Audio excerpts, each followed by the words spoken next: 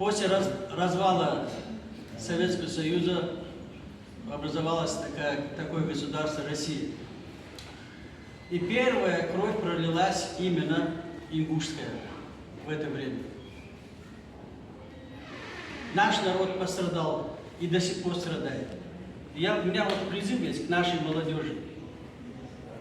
Вот видите, вот это все, это не все вот эти, которые, вот здесь, которые, вот фотографии, вот это все.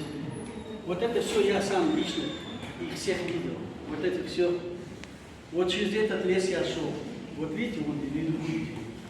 Когда с гор мы выходили, как раз я участник, я был в этом мебельной фабрике,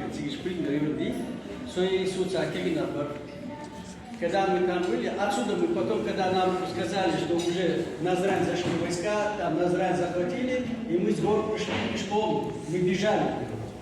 Без остановки, вот это все расстояние, мы бегом бежали, прибежали в Назрань, когда мы в Назрань прибежали, полная площадь, войска стояли. В это время Тигиче, молодежь, это вам, чтобы вы вспомнили, Тигиче положил, там женщина уронила ребенка. Уронила ребенка, пропасть, погиб этот ребенок.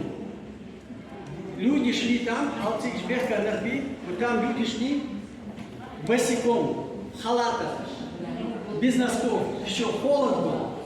Если сегодня, вот это, молодежь, это вас касается, если сегодня вы это забудете, и мы это забудем, грош нам сюда.